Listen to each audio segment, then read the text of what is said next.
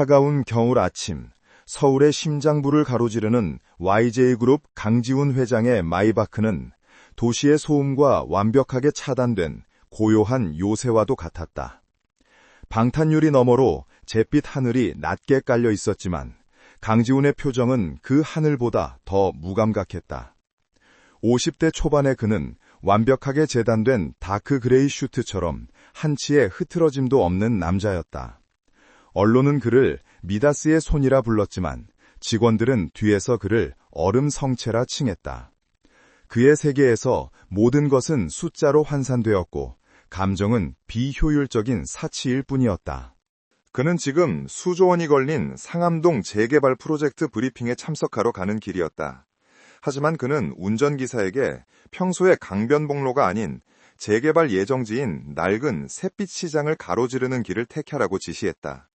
현장의 공기를 직접 맡아야 한다는 것이 그의 지론이었지만 그 공기조차 그에게는 데이터의 일부일 뿐이었다. 차가 좁은 골목으로 접어들자 럭셔리 세단은 마치 거대한 강철 괴물처럼 주변의 낡은 풍경과 이질적인 조화를 이뤘다. 시장의 풍경은 21세기 서울이라고는 믿기 힘들 정도로 낙후되어 있었다. 금이 간 아스팔트 위로 생선 비린내와 눅눅한 튀김 냄새가 뒤엉켜 떠다녔다. 강지훈은 차창 밖으로 무심히 스쳐 지나가는 사람들의 얼굴을 바라보았다. 억척스럽게 좌판을 지키는 노파, 무거운 짐을 진 지게꾼, 희망 없는 눈으로 담배를 피우는 젊은이들. 그들은 모두 그의 프로젝트가 쓸어버릴 구시대의 잔재들이었다. 그는 가볍게 미간을 찌푸렸다. 이 모든 것을 밀어버리고 솟아오를 최첨단 주상복합단지의 조감도를 머릿속에 그렸다. 바로 그때였다. 시장통 한가운데서 고성이 터져나왔고 무언가 와르르 무너지는 소리와 함께 사람들이 비명을 지르며 흩어졌다. 운전기사가 급히 브레이크를 밟았다. 차 앞을 가로막은 것은 아수라장이 된 과일 좌판과 그 위에 나뒹구는 어린아이 하나였다. 강지훈의 수행비서인 최민호 실장이 재빨리 상황을 파악하려 했지만 지훈은 이미 스스로 문을 열고 밖으로 나오고 있었다. 일정 지연은 그가 가장 혐오하는 것이었다. 회장님, 위험합니다. 차 안에 계십시오. 최 실장의 만류에도 불구하고 지훈은 차에서 내렸다. 차가운 겨울 공기가 그의 폐부를 찔렀다. 험상궂은 인상의 남자 2명이 넘어진 아이를 향해 거칠게 다가오고 있었다. 이 꼬맹이가 거기 안 서! 그들은 아이의 멱살이라도 잡을 기세였다. 아이는 필사적으로 몸을 일으켜 도망치려 했다. 비틀거리던 아이는 무언가에 이끌린 듯 그 자리에 서 있는 유일한 이방인 강지훈을 향해 달려왔다. 아이는 채 10살도 되어 보이지 않았다. 얇은 외투는 때에 절어 있었고 드러난 손목은 뼈가 앙상했다. 공포에 질린 아이의 눈이 주변을 미친 듯이 살폈다. 그러다 아이는 자신을 막아설 유일한 방패막이라도 되는 듯 낯선 남자 강지훈의 비싼 코트 자락을 움켜쥐었다. 그리고 목이 메인 그러나 절박하고도 또렷한 목소리로 외쳤다. 그 말은 강지훈의 얼어붙은 세계를 산산조각 내는 망치질과도 같았다. 아빠인 척, 제발 아빠인 척 해주세요. 순간 강지훈의 시간이 멈췄다. 아빠라는 단어가 그의 귓속에서 천둥처럼 울렸다. 그는 기계적으로 고개를 숙여 아이를 내려다보았다. 그리고 그 아이의 눈과 마주쳤다. 짙은 쌍꺼풀 없이도 크고 맑은 눈, 그러나 그 안에 깊은 슬픔과 절망, 그리고 기묘한 반항심이 뒤섞인 그 눈동자. 그것은 그가 지난 30년간 단 하루도 잊어본 적 없는, 아니 잊기 위해 발버둥쳤던 한 여자의 눈과 정확히 일치했다. 그의 첫사랑 오서연, 부모님의 극렬한 반대와 자신의 비겁함으로 인해 놓쳐버린 그의 인생 유일한 여자. 강지훈의 뇌리가 하얗게 타들어갔다. 수십 년간 굳게 닫아두었던 기억의 수문이 댐이 무너지듯 터져나왔다. 햇살 아래에서 웃던 서연의 모습, 비오는 날 작은 우산 아래서 나누었던 입맞춤, 그리고 마지막으로 그를 보던 원망과 슬픔이 뒤섞인 그녀의 눈빛. 이봐요! 비켜요! 그 꼬맹이 이리 내놔! 거친 남자들이 지훈을 밀치려 하며 소리쳤다. 하지만 그들은 곧 얼어붙었다. 그들의 앞을 막아선 남자는 대한민국을 움직이는 YJ그룹의 총수 강지훈이었다. 그리고 그 얼음 성체가 지금 길거리 한복판에서 처음 보는 더러운 아이의 손을 잡고 눈물을 흘리고 있었다. 굵은 눈물방울이 그의 뺨을 타고 흘러내려 비싼 캐시미어 코트깃을 적셨다. 최민호 실장과 경호원들은 패닉 상태에 빠졌다. 그들은 지난 10년간 단 한 번도 강지훈의 이런 모습을 본 적이 없었다. 그들에게 강지훈은 감정이라는 것이 존재하지 않는 인공지능과도 같은 존재였다. 그러나 지금 그는 속수무책으로 무너지고 있었다. 그는 아이를 붙잡은 자신의 손에 힘을 주었다. 아이의 작고 차가운 손이 그의 소나귀 안에서 가늘게 떨리고 있었다. 지훈은 아이의 눈을 다시 한번 깊게 들여다보았다. 서연의 눈. 그것은 부정할 수 없는 진실이었다. 이 낯선 아이는 어떻게 서연의 눈을 가지고 있는가? 끓어오르는 혼란과 죄책감, 그리고 형언할 수 없는 슬픔이 그의 목을 졸랐다.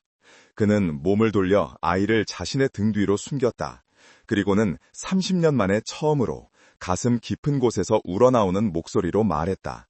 그 목소리는 낯설게도 떨리고 있었다. 내 아들이다. 남자들은 어이가 없다는 듯 헛웃음을 쳤다. 뭐? 아들? 이봐요, 아저씨. 지금 잠깐, 이 사람 강지훈 회장 아니야? 한 남자가 지훈의 얼굴을 알아보고는 소스라치게 놀랐다. 하지만 다른 남자는 술에 취했는지 무모했다. 강지훈이든 뭐든 저 녀석은 우리 조카야. 당장 내놓으라고. 남자가 손을 뻗어 아이를 잡아치려 했다. 그 순간 강지훈의 눈빛이 변했다. 방금 전까지 슬픔에 잠겨있던 눈은 온데간데 없고 모든 것을 꿰뚫어 볼 듯한 차갑고 날카로운 기업 사냥꾼의 눈빛이 돌아왔다. 그는 남자의 손목을 거칠게 쳐냈다. 어디에 손을 대? 그의 목소리는 낮았지만 그 안에 담긴 위압감은 시장 전체를 얼어붙게 만들기에 충분했다. 최 실장, 이 자들 당장 경찰에 신고해. 아동 폭행 및 협박 현행범으로. 최 실장은 1초의 망설임도 없이 휴대폰을 꺼내들었다. 남자들의 얼굴이 하얗게 질렸다. YJ그룹 회장의 아들을 건드렸다는 것, 그것도 길거리에서 폭행하려 했다는 누명은 그들이 감당할 수 있는 수준이 아니었다. 아닙니다. 오해입니다. 그냥 장난이. 그들은 뒷걸음치며 황급히 인파 속으로 사라졌다. 순식간에 주변은 다시 조용해졌다. 강지훈은 그제야 천천히 숨을 내쉬었다. 그는 아직도 자신의 등 뒤에 숨어 떨고 있는 작은 아이를 돌아보았다. 아이는 경계심 가득한 눈으로, 하지만 동시에 기묘한 안도감이 뒤섞인 표정으로 그를 올려다보고 있었다. 지훈은 무릎을 굽혀 아이와 눈높이를 맞췄다. 그는 자신의 행동을 스스로도 이해할 수 없었다. 단지 충동이었다. 30년간 억눌러왔던 어떤 감정의 폭발이었다. 이름이 뭐니? 그는 물었다. 자신의 목소리가 이렇게 따뜻하게 들릴 수 있다는 것에 스스로도 놀랐다. 아이는 잠시 망설이다가 작은 목소리로 대답했다. 민준이요. 한민준. 서연의 성이 오씨였는데. 그는 잠시 실망했지만 아이의 눈을 다시 보자 그 생각은 사라졌다. 민준아, 아까 그 사람들은 누구니? 민준이는 고개를 저었다. 몰라요. 그냥 맨날 돈 갚으라고 엄마 찾는 사람들이에요. 엄마. 심장이 다시 차갑게 내려앉았다. 어머니는 어디 계시니? 아이의 눈에 눈물이 고이기 시작했다. 엄마, 아파요. 많이 아파요. 강지훈은 더 이상 물을 수 없었다. 그는 자신의 비싼 코트 안주머니에서 깔끔하게 접힌 손수건 대신 얇은 명함 지갑을 꺼냈다. 그는 잠시 망설였다. 자신의 명함을 이 아이에게 주는 것이 옳은 일일까? 하지만 그는 다른 선택지가 없었다. 그는 금박이 새겨진 자신의 명함 한 장을 꺼내 민준이의 작은 손에 쥐어주었다. 이걸 가지고 있어. 무슨 일이 생기면, 지금 당장 나랑 같이 가자. 어머니가 계신 곳으로. 민준이는 명함과 지훈의 얼굴을 번갈아 보았다. YJ그룹 회장 강지훈. 아이가 알리 없는 이름이었다.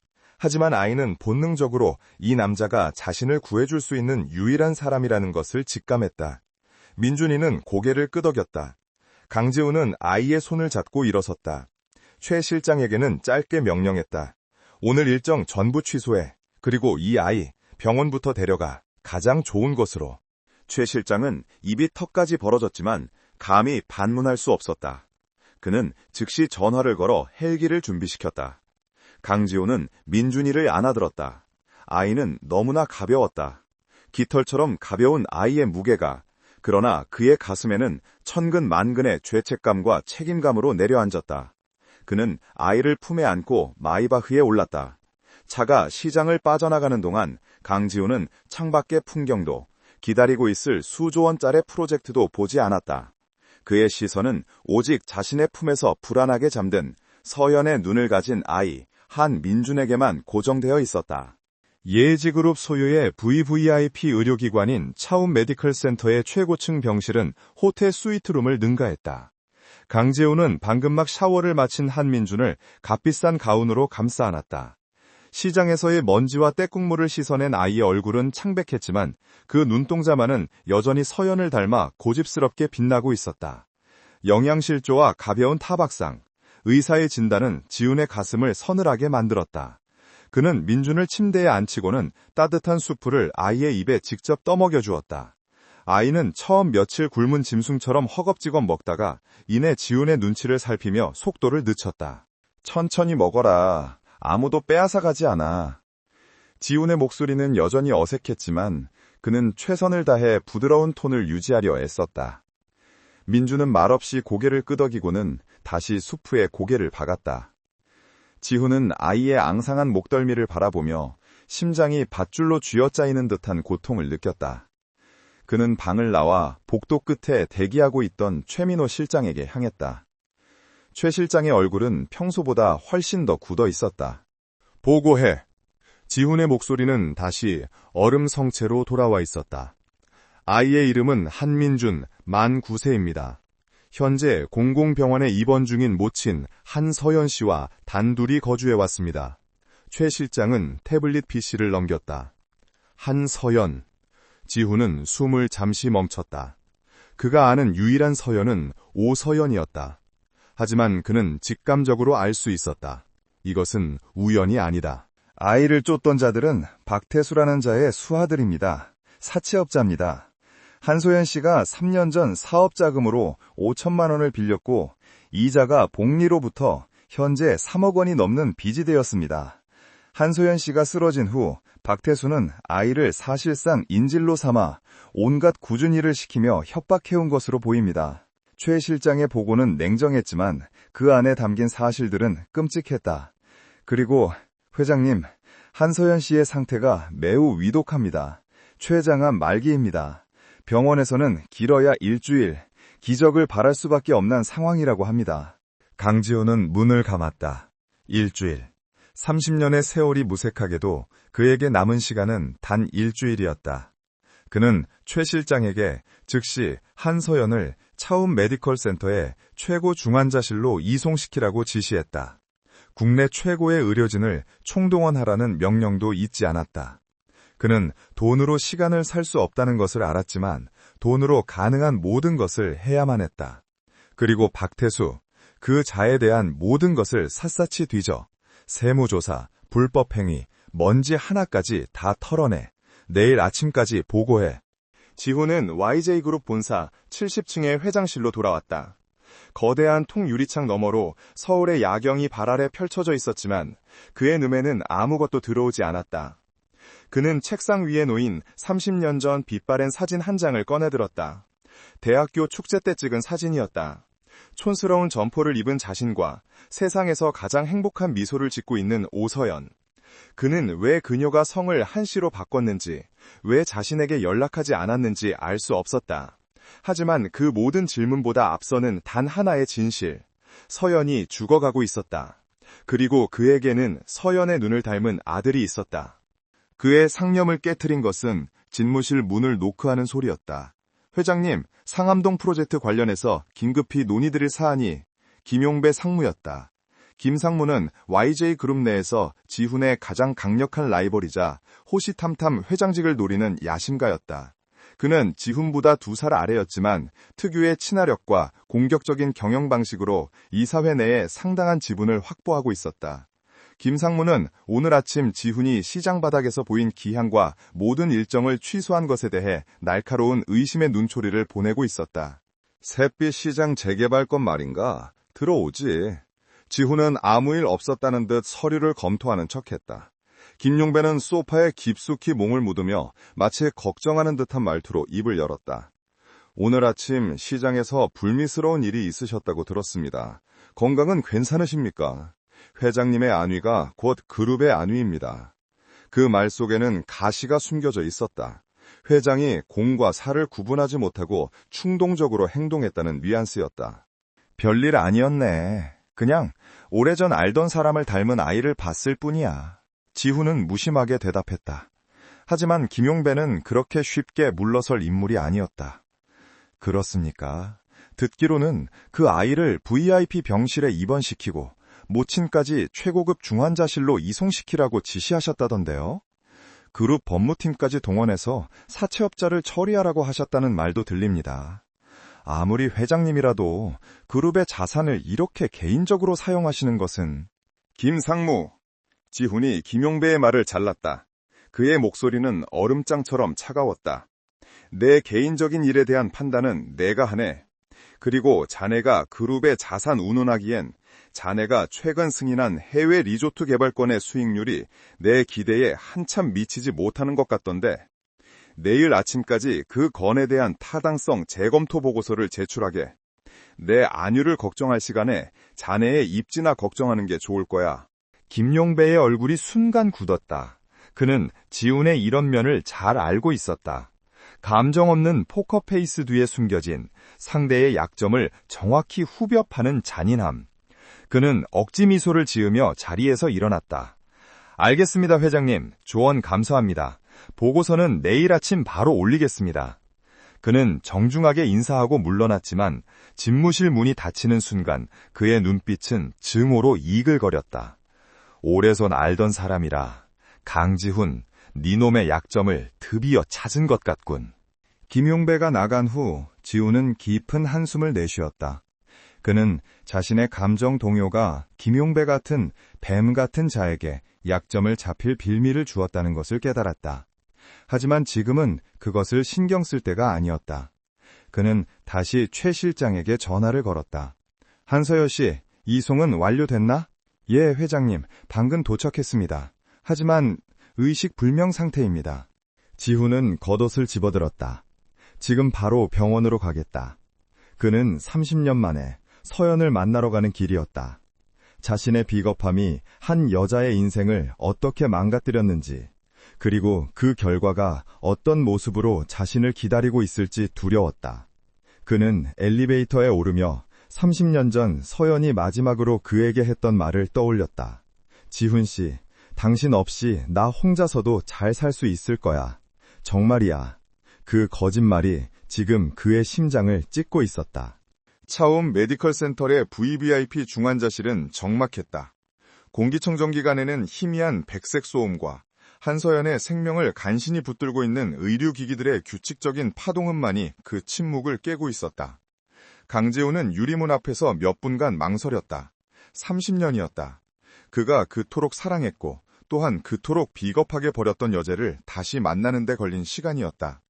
그는 마침내 결심한 듯 문을 열고 들어섰다.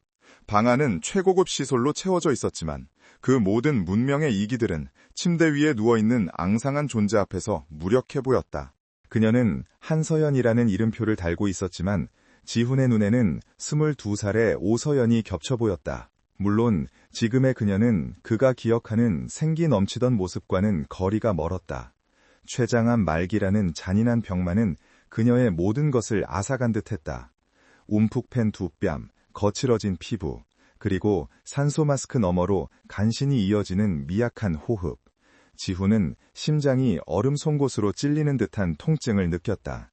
그는 천천히 침대 곁으로 다가가 앙상하게 마른 그녀의 손을 내려다보았다.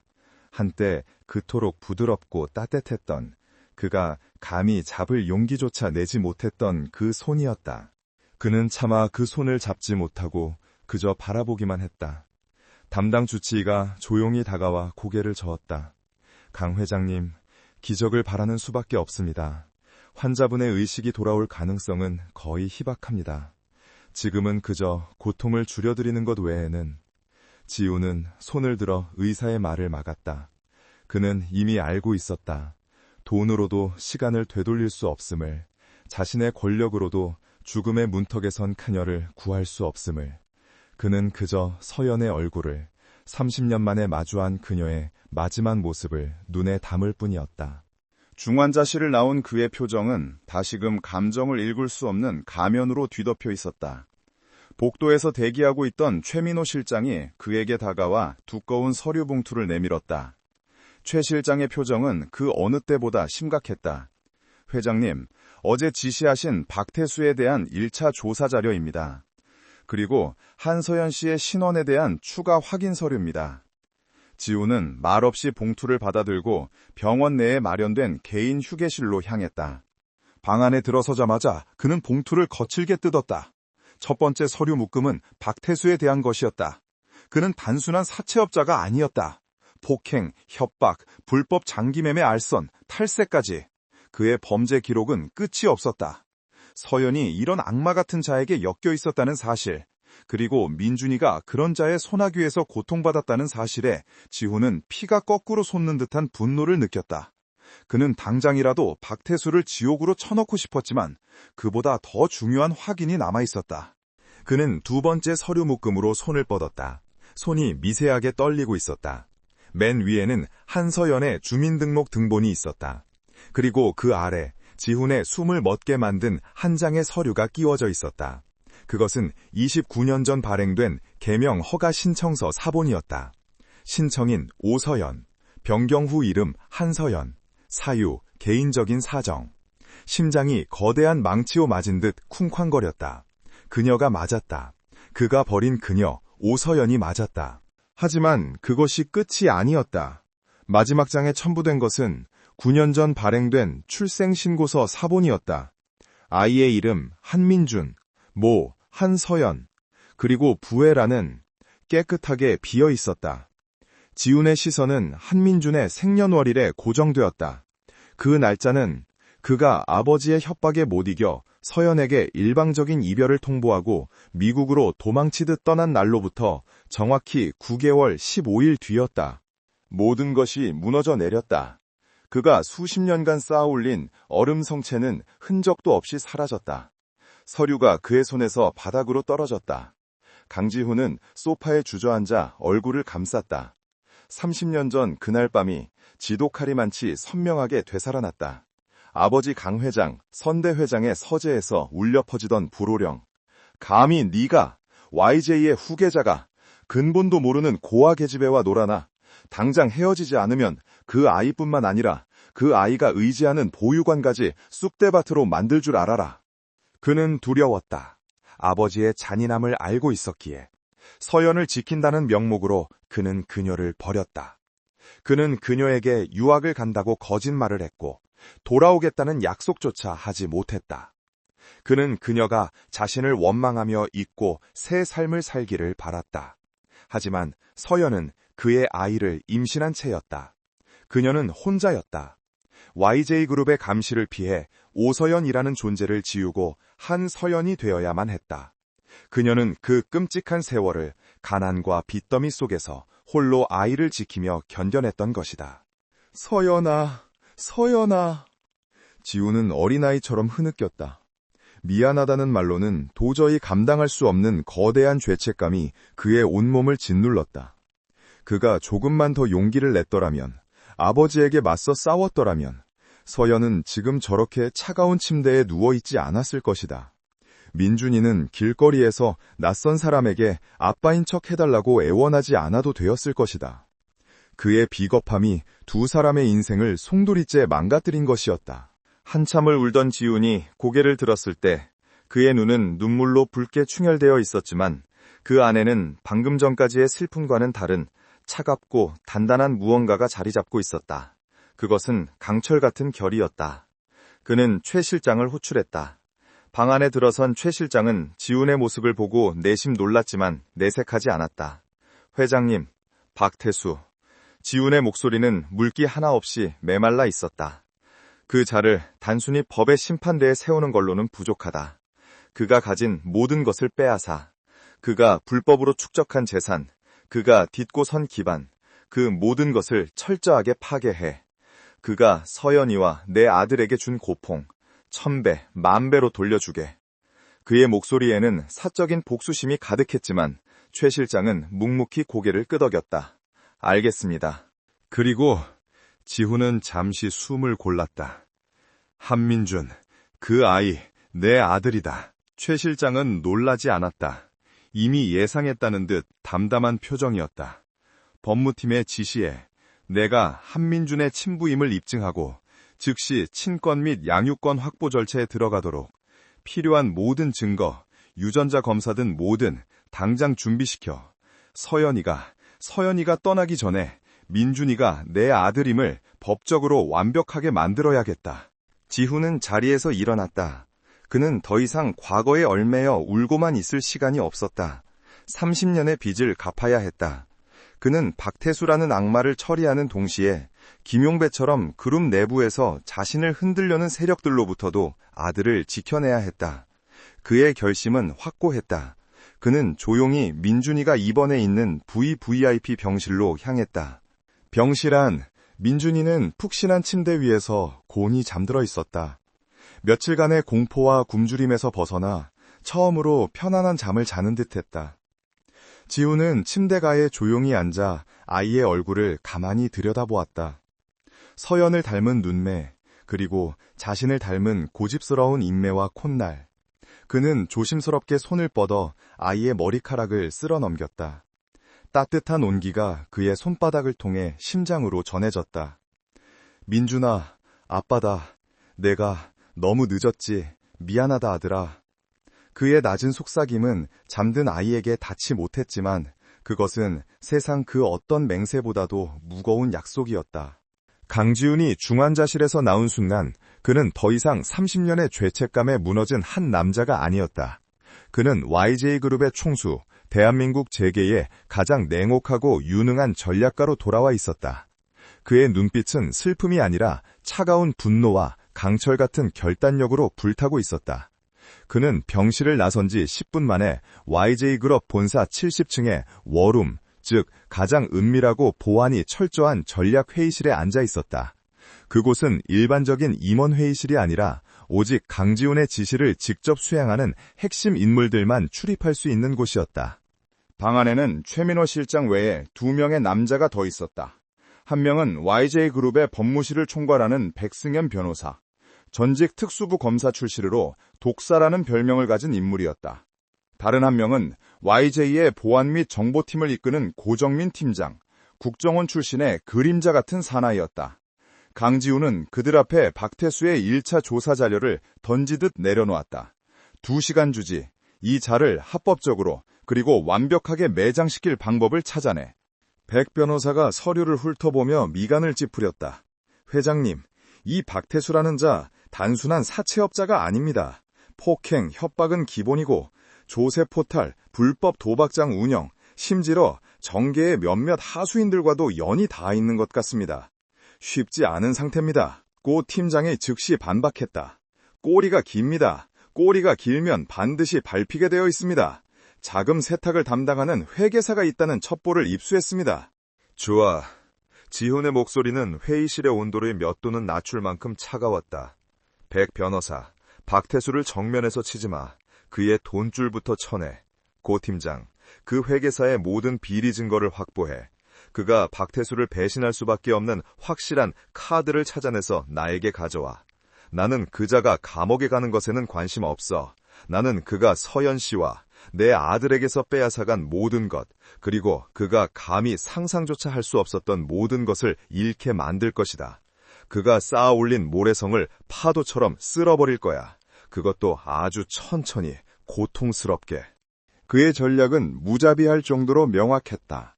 무력을 사용한 복수는 하수나 하는 짓이었다. 강지훈은 법과 자본이라는 거대한 칼로 적의 숨통을 조이려 하고 있었다. 그는 박태수가 자신의 돈, 권력, 그리고 마지막 한 줄기 희망까지 모두 잃고 나락으로 떨어지는 것을 원했다. 최 실장에게는 별도의 지시가 내려졌다. 민준이, 내 아들이 입을 옷, 먹을 것, 필요한 모든 것을 최고로 준비해. 그리고 아이가 다녔다는 학교 주변을 다시 조사해. 그 사고가 우연이었는지. 그는 혹시라도 박태수나 혹은 김용배 같은 자가 자신과 민준의 만남을 다른 의도로 이용할까봐 경계하고 있었다. 다음 날 오후 강지훈은 자신이 세운 촘촘한 복수의 그물망을 뒤로하고 병원 근처에 급히 마련한 최고급 레지던스로 향했다. 민준이는 퇴원 후 그곳에서 심리안정치료사와 보모의 보호를 받으며 임시로 머물고 있었다. 지훈은 수천억 원짜리 계약서에 서명할 때보다 더 긴장된 표정으로 벨을 눌렀다. 문이 열리고 말끔하게 씻고 새 옷을 입은 민준이가 경계심 가득한 눈으로 그를 올려다보았다. 아이는 어제 시장에서 본 꼬마와는 전혀 다른 모습이었지만 그 눈빛만은 여전했다. 나다. 지훈은 어색하게 첫 마디를 꺼냈다. 몸은 좀 어떠니? 민준이는 대답 없이 고개만 작게 끄덕였다. 방 안에는 어색한 침묵이 흘렀다. 지훈은 평생 누구에게도 이렇게 서투른 모습을 보인 적이 없었다. 그는 최 실장이 미리 준비해둔 쇼핑백을 들어보였다. 학교에 가나지. 교복이랑 필요한 것들을 좀 사왔다. 그는 사실 백화점 전체를 빌릴 수도 있었지만 일단은 가장 평범한 아빠의 역할을 흉내내고 싶었다. 그는 민준의 앞에 무릎을 굽히고 앉아 쇼핑백에서 고급스러운 아동복과 책, 그리고 최신형 태블릿 PC를 꺼냈다. 민준이는 뒷걸음질 쳤다. 이런 거 필요 없어요. 아이의 목소리는 떨리고 있었다. 왜 저한테 이러시는 거예요? 아저씨가 제 아빠도 아니잖아요. 어제는 그냥... 아이는 어른들의 호의가 항상 대가를 요구한다는 것을 너무 일찍 알아버린 듯했다. 지훈의 가슴이 다시 한번 무너져 내렸다. 그는 민준이의 작은 어깨를 조심스럽게 감싸쥐었다. 민준아, 그는 아이의 이름을 불렀다. 네 말이 맞아. 나는 네 아빠가 아니었어, 오랫동안. 그는 차마 사실은 내가 네 아빠다라는 말을 꺼낼 수가 없었다. 그것은 이 작은 아이가 감당하기에는 너무나 큰 충격일 터였다. 하지만 나는 네 어머니 서연 씨의 아주 오랜 친구다. 그리고 나는 그녀에게 아주 큰 빚을 졌어. 그는 숨을 깊게 들이마셨다. 어머니가 많이 아프시다. 민준이 네가 옆에 있어줘야 해. 그러려면 너도 힘을 내야지. 이건 내가 너에게 주는 선물이 아니야. 이건 네가 당연히 누려야 했던 것들이다. 앞으로는 아무것도 두려워하지 마라. 아저씨가 널 지켜줄게. 그 누구도, 그 어떤 것도 너를 함부로 대하지 못하게 할 거야. 그의 목소리는 진심이었고 민준이는 그 진심을 어렴풋이 느낀 듯했다. 아이는 여전히 경계했지만 지훈이 내민 따뜻한 우유가 든 컵을 거절하지는 않았다. 같은 시각 YJ그룹 본사 68층 김용배 상무의 집무실은 70층의 워룸과는 또 다른 종류의 긴장감이 감돌고 있었다. 김용배는 자신의 비서가 가져온 한 장의 사진을 보며 입꼬리를 비틀어 올리고 있었다. 사진 속에는 강지훈 회장이 병원 VVIP 병동 앞에서 한 아이의 머리를 쓰다듬는 모습이 흐릿하게 찍혀 있었다. 차움 메디컬 센터 VVIP 병동 전체 통제, YJ 법무팀 총동원, 상대는 고작 시장 바닥의 사채업자, 그리고 이 꼬마. 김용배는 30년 전 자신이 아직 그룹의 말단 사원이었을 때 들었던 소문을 기억해냈다. 당시 그룹의 황태자였던 강지훈이 보육원 출신의 여자에게 미쳐서 선대 회장의 노여움을 샀다는 이야기. 그 여자가 강제로 쫓겨났다는 소문까지. 설마 그 여자와 그 아이인가? 김용배의 눈이 탐욕스럽게 빛났다. 얼음 성체 강지훈에게도 이런 치명적인 약점이 있었다니. 그는 이것이 신이 준 기회라고 생각했다. 비서실, 김용배가 인터폰을 들었다. 지금 당장 박태수라는 사채업자에 대해 알아봐. 아니, 직접 만날 방법을 찾아. 강 회장이 그를 치료한다면 우리는 그를 보호해야 할지도 모르지. 적의 적은 친구라는 말도 있지 않나. 그는 강지훈이 이 일에 매달려 있는 동안 다가오는 임시 주주총회에서 회장의 리더십 부재와 사적인 그룹 자산 유형 문제를 거론할 완벽한 명분을 찾았다고 생각했다. 그는 강지훈이 아들을 되찾는 대가로 YJ그룹 전체를 자신에게 넘겨주게 될 것이라고 확신했다. 강지훈의 전략이 보호와 응징이라면 김용배의 전략은 이용과 찬탈이었다. 보이지 않는 전쟁에 서막이 올랐다. 박태수의 세계는 무너지고 있었다. 그가 운영하던 불법 도박장은 쥐도 새도 모르게 들이닥친 세무조사팀에 의해 쑥대밭이 되었고, 자금 세탁을 담당하던 차명계좌는 금융사기 혐의라는 명목으로 모조리 동결되었다. 그가 수년간 뇌물을 바치며 관리해왔던 구청의 공무원이나 지역 경찰서의 형사들은 그의 전화를 피하기 시작했다. 불과 사흘 만에 그는 도간에 든 쥐신세가 되었다. 그는 이 모든 것이 그날 시장에서 마주친 그 오만하고 차가운 눈빛의 남자 강지훈 때문에 벌어진 일임을 직감했다. 그의 허름한 사무실, 담배 연기로 자욱한 그곳에서 박태수는 마지막 남은 양주병을 들이켜고 있었다. 분노와 공포가 동시에 그를 집어삼켰다. 강지훈, YJ그룹, 감히 나 박태수를 건드려? 그는 고작 빚쟁이 여자 하라와 그 꼬맹이 때문에 대한민국 재계 10위권의 거물이 직접 움직였다는 사실을 믿을 수 없었다. 하지만 그에게는 마지막 카드가 남아있었다. 한민준. 그 꼬맹이는 강지훈의 약점이었다.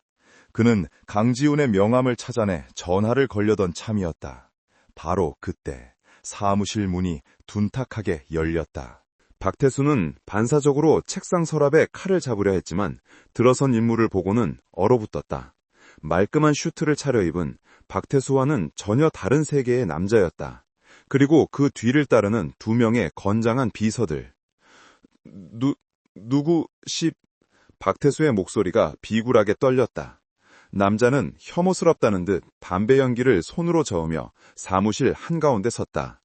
자네가 박태수인가? 듣던 대로 지저분하군. 나는 YJ그룹의 김용배 상무일세. 김용배가 명함을 던지듯 책상 위로 던졌다. 박태수의 눈이 커졌다. YJ그룹, 강지훈의 부하인가? 회장님이 보냈소. 김용배는 코웃음을 쳤다. 강 회장, 그자는 지금 자네를 감옥에 쳐넣지 못해 안달이 나 있을 텐데. 그는 박태수 앞에 의자에 거만하게 앉았다. 나는 강 회장을 아주 싫어하는 사람일세. 그리고 자네가 지금 처한 상황 아주 잘 알고 있지. 세무조사, 계좌 동결, 전부 그 자비로운 강 회장님의 작품이야. 박태수는 혼란스러웠다. 이자는 도대체 왜 자신을 찾아왔는가?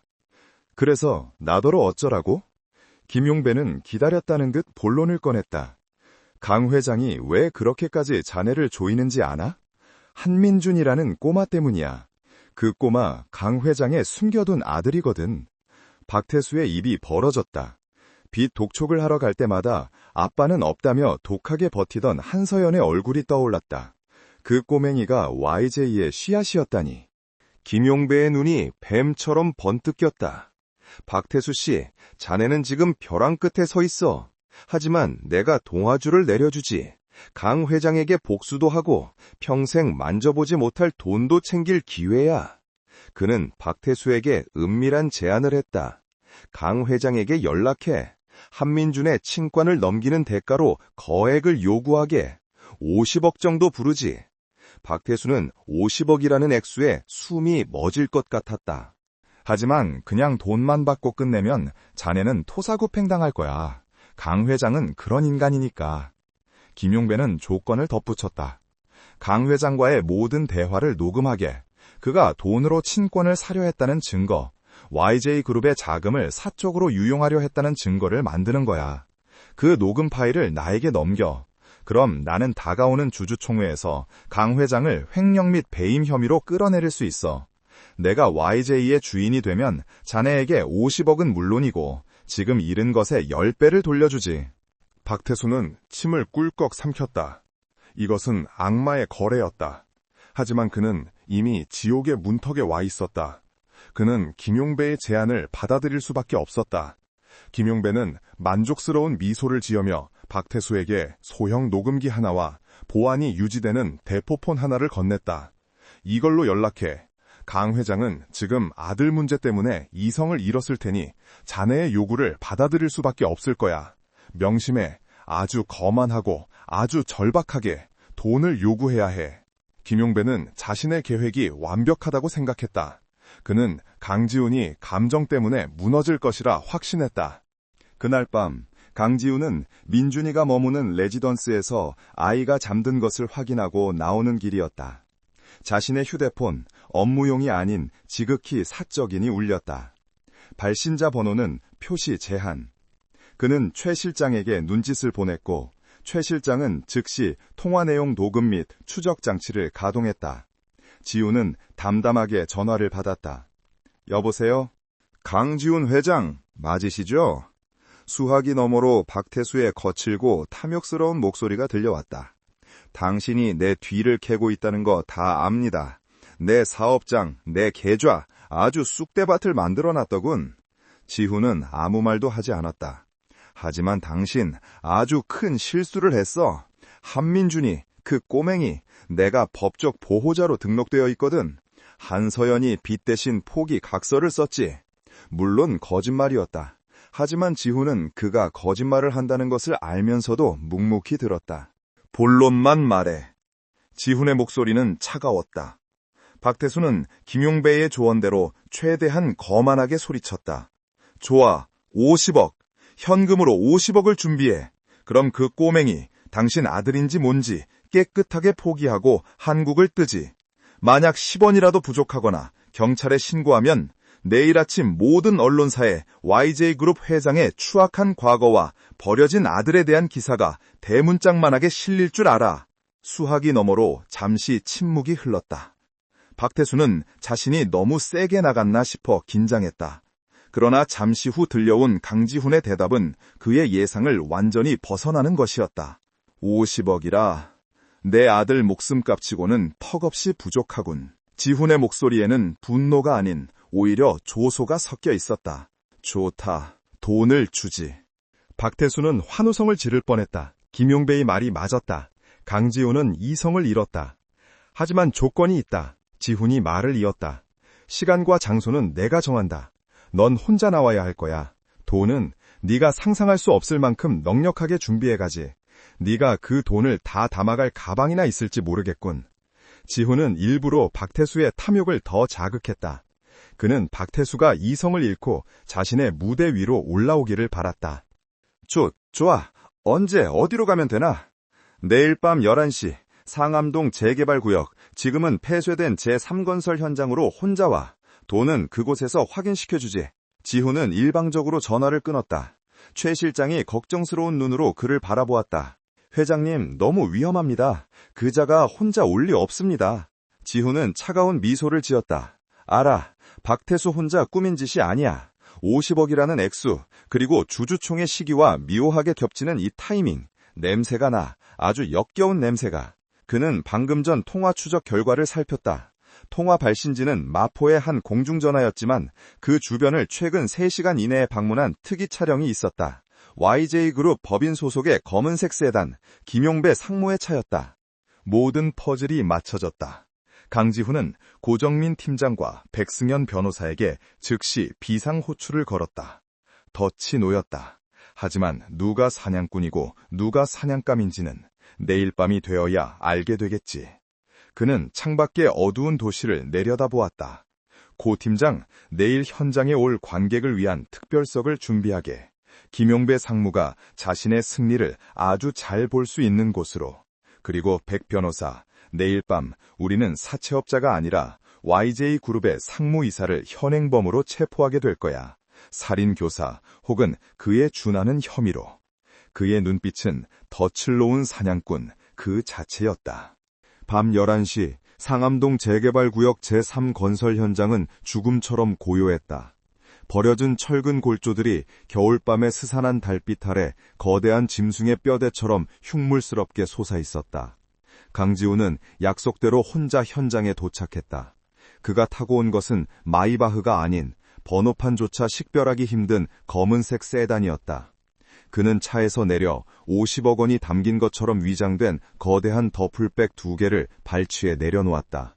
그의 얼굴은 평소의 얼음 성체처럼 아무런 감정도 드러나지 않았지만 그의 모든 감각은 맹수처럼 날카롭게 곤두서 있었다.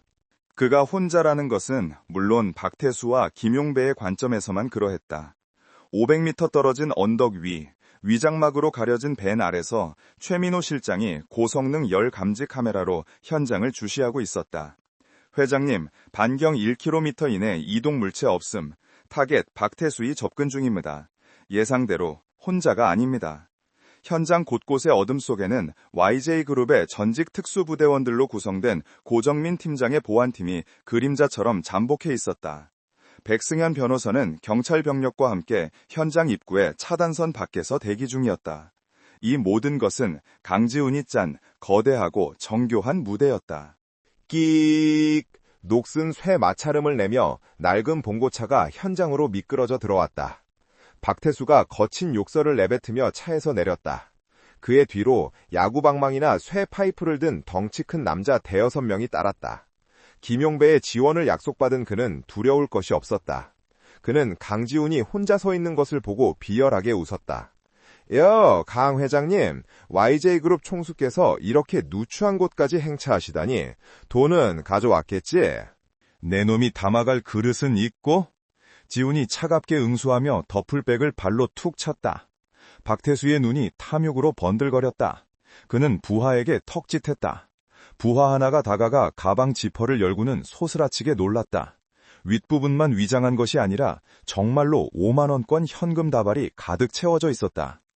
지훈은 박태수의 탐욕을 극대화시켜 이성을 마비시킬 생각이었다. 확인됐나? 그럼 이제 아이에 대한 모든 권리를 포기한다는 각서와 내 놈의 녹음 파일을 내놔. 지훈은 마치 김용배의 계획을 모른다는 듯 일부러 녹음 파일을 언급했다. 박태수는 흠칫했지만 이내 김용배의 지시를 떠올렸다. 강지훈이 돈으로 아들을 사려 한다는 증거가 필요했다. 그는 품속에 소형 녹음기를 만지작거리며 소리쳤다. 각서? YJ그룹 돈으로 네 사생활을 사겠다는 건가? 그래, 말해. 이 돈이 니농 회사 돈이냐, 개인 돈이냐? 그는 강지훈을 도발하며 결정적인 증거를 잡으려 했다. 바로 그때였다. 그들의 대화를 가로막는 가늘고 절박한 목소리가 어둠 속에서 울려 퍼졌다. 아저씨! 모두의 시선이 목소리가 들려온 곳, 버려진 시멘트 포대 더미 뒤쪽으로 향했다. 그곳에는 강지훈이 병원에 가기 전 레지던스에 두고 온 줄 알았던 아들, 한민준이 서 있었다. 아이는 강지훈이 오늘 밤 위험한 곳에 간다는 것을 어렴풋이 눈치채고 보모의 감시를 피해 몰래 강지훈의 차 트렁크에 숨어들었던 것이다. 현장의 살벌한 분위기에 겁에 질린 아이는 아버지를 구해야 한다는 일념 하나로 뛰쳐나온 것이었다. 강지훈의 심장이 멎는 듯했다. 이것은 그의 계획에 없던 단 하나의 변수였다. 그의 완벽했던 포커페이스가 처음으로 경악과 공포로 무너져 내렸다. 민준아, 네가 왜 여기에? 박태수의 눈이 광기로 번뜩였다. 돈 따위는 이제 중요하지 않았다. 그는 인질, 그것도 강지훈의 가장 치명적인 약점을 손에 넣은 것이다. 하하하, 이게 웬 떡이냐? 꼬마가 제 발로 지옥에 걸어 들어왔군. 김용배의 계획 따위는 안중에도 없었다. 그는 부하들에게 소리쳤다. 저 꼬마 잡아! 돈은 됐어! 저놈만 있으면 YJ가 통째로 우리 거야! 부하 2명이 민준이에게 달려들었다. 안 돼! 강지훈이 절규하며 몸을 날렸지만 다른 부하들이 그의 앞을 가로막았다. 이 개자식들! 지훈은 평생 처음으로 욕설을 내뱉으며 자신을 막는 깡패에게 주먹을 날렸다. 50대 기업 총수의 주먹은 아니었다. 그것은 아들을 지키려는 아버지의 필사적인 몸부림이었다. 그는 한 명을 쓰러뜨렸지만 곧이어 날아온 야구 방망이의 어깨를 맞고 비틀거렸다. 아저씨! 민준이가 울부짖으며 강지훈에게 달려가려 했지만 억센 손이 아이의 팔을 낚아챘다. 박태수였다. 그는 민준이의 멱살을 잡고 강지훈 앞으로 끌고 왔다. 그리고는 주머니에서 번득이는 칼을 꺼내 아이의 목에 겨누었다. 움직이지 마, 강지훈. 니놈 아들 목에 구멍 나고 싶지 않으면 말이야. 현장은 순간 정지했다. 지훈은 피가 흐르는 어깨를 부여잡고 멈춰섰다. 그의 눈은 불타는 듯한 분노로 박태수를 꿰뚫을 듯 노려보고 있었다.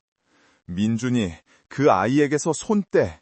네가 원하는 게 돈이라면 저것의 10배, 20배를 주겠다. 제발.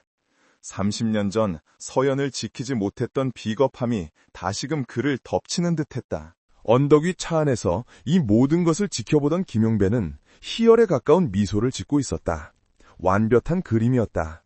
강지훈은 이제 끝났다. 납치, 협박, 이 모든 것이 박태수의 단독 범행으로 기록될 것이고 자신은 YJ의 새로운 주인이 될 터였다. 그는 자신의 비서에게 플랜 B를 지시했다. 이제 경찰에 익명으로 신고해. 상암동에서 폭력배들이 인질극을 벌이고 있다고. 그는 박태수와 강지훈 두 사람 모두를 이 현장에서 제거할 생각이었다. 하지만 김용배와 박태수가 간과한 것이 있었다. 강지훈은 30년 전의 강지훈이 아니었다. 그는 더 이상 사랑하는 것을 잃을 준비가 되어 있지 않았다. 박태수가 민준이를 방패 삼아 봉고차로 뒷걸음질 치는 순간 강지훈이 입을 열었다. 박태수, 넌 서연이에게도 이랬나? 그의 목소리는 이상하리 많지 차분했다. 뭐? 박태수가 당황하는 사이 지훈은 품속에 숨겨두었던 작은 신호기를 눌렀다. 그리고 다음 순간 타타탕! 둔탁한 소음과 함께 박태수의 어깨와 다리를 겨냥한 비살상 고무탄 두 발이 어둠 속에서 날아와 정확히 명중했다. 박태수가 비명을 지르며 민준이를 놓쳤다. 동시에 현장을 둘러싼 모든 조명탑이 일제히 불을 밝히며 대낮처럼 환해졌다. 꼼짝마! 모두 무기 버려! 사방의 어둠 속에서 중무장한 고정민의 팀원들이 쏟아져 나왔고 입구를 막아선 경찰차들의 사이렌 소리가 밤하늘을 찢었다. 박태수의 부하들은 저항할 생각조차 못하고 그 자리에 얼어붙었다. 모든 것은 30초 만에 끝났다. 강지훈은 이 모든 혼란을 뚫고 달려가 넘어져 있는 민준이를 끌어안았다. 아이는 공포에 질려 숨도 제대로 쉬지 못하고 있었다. 괜찮아 민준아. 아빠가 여기 있다. 그는 아저씨가 아닌 아빠라고 분명히 말했다. 그는 아이를 자신의 피 묻은 코트 자락으로 감쌌다. 30년 만에 그는 비로소 누군가를 지켜냈다. 같은 시각 언덕 위. 김용배는 믿을 수 없는 광경에 넋이 나가 있었다. 모든 것이 함정이었다. 자신이 완벽하게 속았다는 것을 깨달은 그는 황급히 차에 시동을 걸었다. 하지만 차는 움직이지 않았다. 이미 타이어가 원격으로 펑크나 있었다.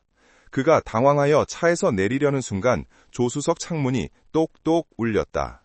창밖에는 백승현 변호사가 차가운 얼굴로 서 있었다. 그의 뒤에는 2명의 경찰관이 그를 기다리고 있었다. 백 변호사가 김용배의 눈을 똑바로 보며 입을 열었다. 김용배 상무님, 박태수 외 6인과의 납치 모의, 살인 교사 및 그룹 자산 불법 유용 혐의로 긴급 체포합니다. 이것은 강지훈 회장님의 개인적인 선물이기도 합니다. 김용배는 그 자리에 주저앉았다. 자신의 야망이 강지훈의 더 거대하고 치밀한 분노 앞에 산산조각 났음을 깨달았다. 제3건설 현장의 아수라장은 순식간에 정리되었다.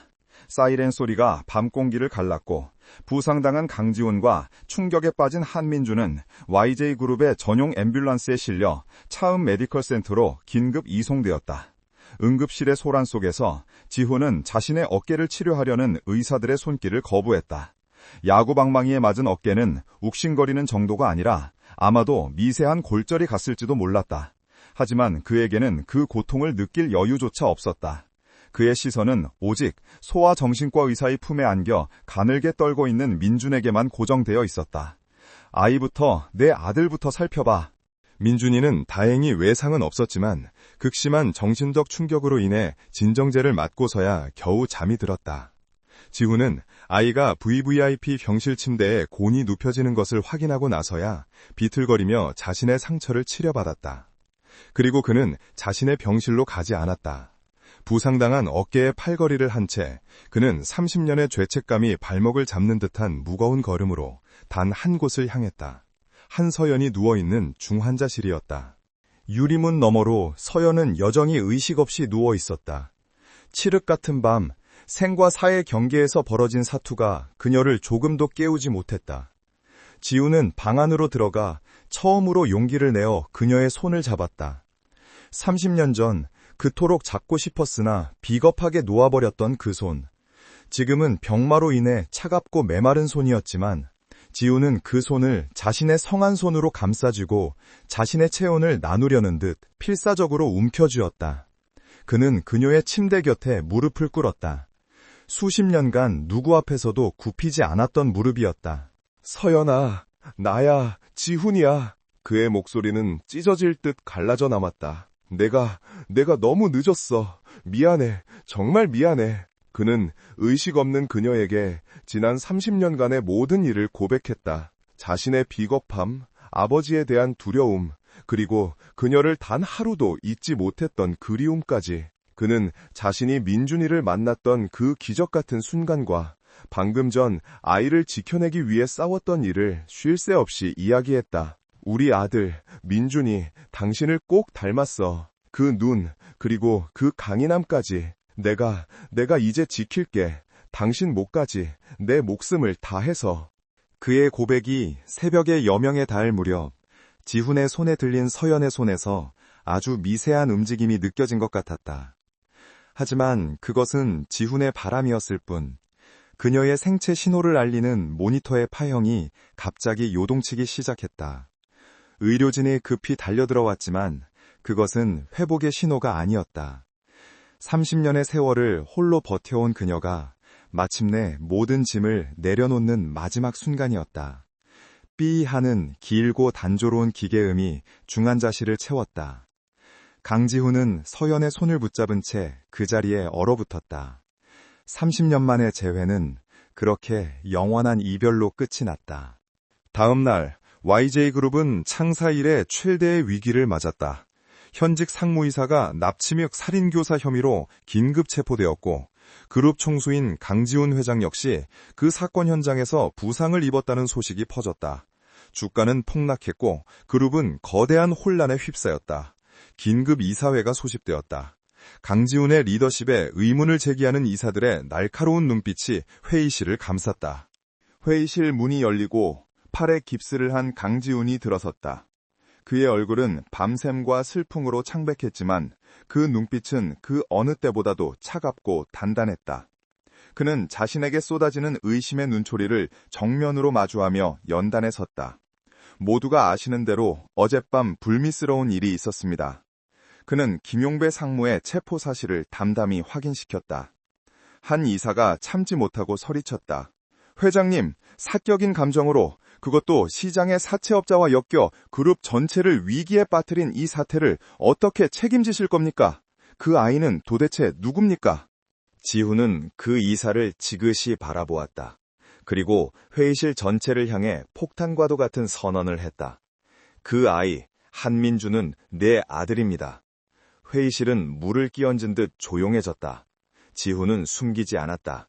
30년 전 내가 지켜주지 못했던 여자의 아들이자 나의 유일한 아들입니다. 그는 박태수와 김용배의 범죄 사실을 간결하게 설명했다.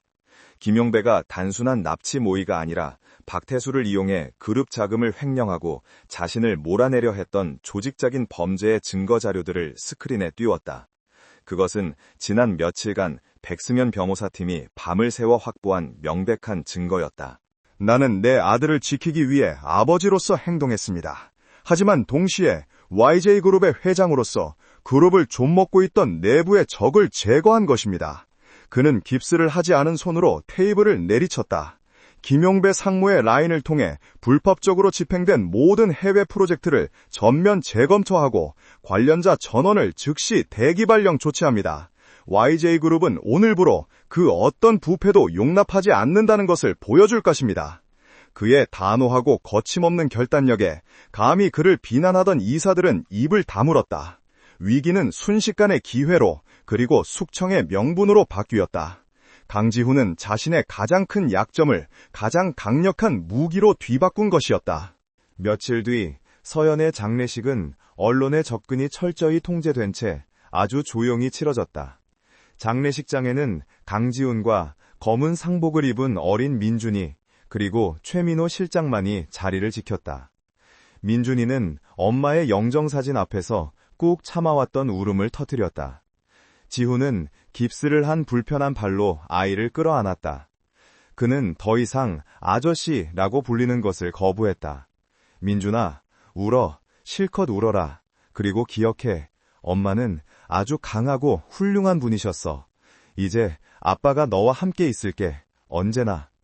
민준이는 그의 품에서 아빠라는 단어를 어색하게 그러나 분명하게 내뱉으며 목 놓아 울었다.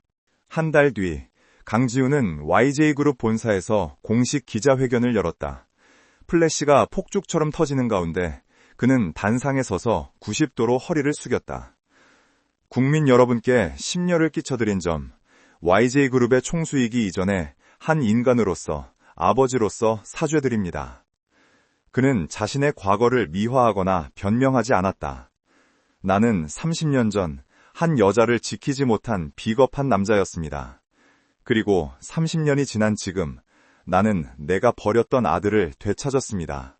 그는 공식적으로 한민준을 자신의 아들로 입적했으며 YJ그룹의 후계자가 아닌 그저 강지훈의 아들로서 평범하고 안전하게 자랄 수 있도록 모든 언론의 협조를 구한다고 발표했다. 그의 진심 어린 그리고 모든 것을 내려놓은 듯한 고백에 그를 향했던 비난의 여론은 점차 동정과 응원으로 바뀌기 시작했다. 얼음 성체가 무너진 자리에 비로소 사람 강지훈이 서 있었다. 6개월의 시간이 흘렀다. 서울 근교의 한적한 추모공원, 따스한 봄 햇살이 서연의 작은 묘비를 비추고 있었다. 묘비 앞에는 강지훈과 한민준이 나란히 서 있었다. 민준이는 더 이상 시장 바닥의 깡마른 아이가 아니었다. 깨끗한 교복을 입고 얼굴에 건강한 혈색이 도는 평범한 10살 소년의 모습이었다. 아이의 손에는 학교에서 받아온 수가 가득한 성적표가 들려 있었다. 서연아, 나 왔어. 지훈이 묘비에 갓 피어난 프리지어를 내려놓으며 나지막이 말했다. 민준이 학교에서 아주 잘하고 있어. 당신이 봤다면 정말 자랑스러워했을 거야. 그는 묘비를 부드럽게 쓰다듬었다. 내가 너무 늦었지만 당신이 우리에게 준 이 시간을, 민준이를 내가 평생을 바쳐 지킬게. 하늘에서 편히 쉬어 서연아. 민준이는 말없이 다가가 아빠의 손을 잡았다. 그리고는 작은 목소리로 묘비에 속삭였다. 엄마, 나 아빠랑 잘 지내고 있어요. 아빠가 세상에서 제일 좋아요. 엄마도 거기서 행복해야 해요. 지훈은 아들의 머리를 쓰다듬으며 30년 만에 처음으로 가슴이 벅차오르는 따뜻한 행복을 느꼈다. 그는 민준의 손을 굳게 잡았다.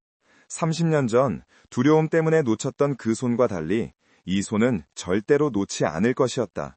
가자 아들, 집에 가서 숙제해야지. 에이 아빠, 오늘은 놀이터 가면 안 돼요? 1시간만이다. 두 사람은 서로 마주보며 웃었다. 강지훈과 한민준, 두 사람의 새로운 삶이 상처가 아문 자리에 도단한 새살처럼 그렇게 눈부신 햇살 속으로 한 걸음 한 걸음 나아가고 있었다.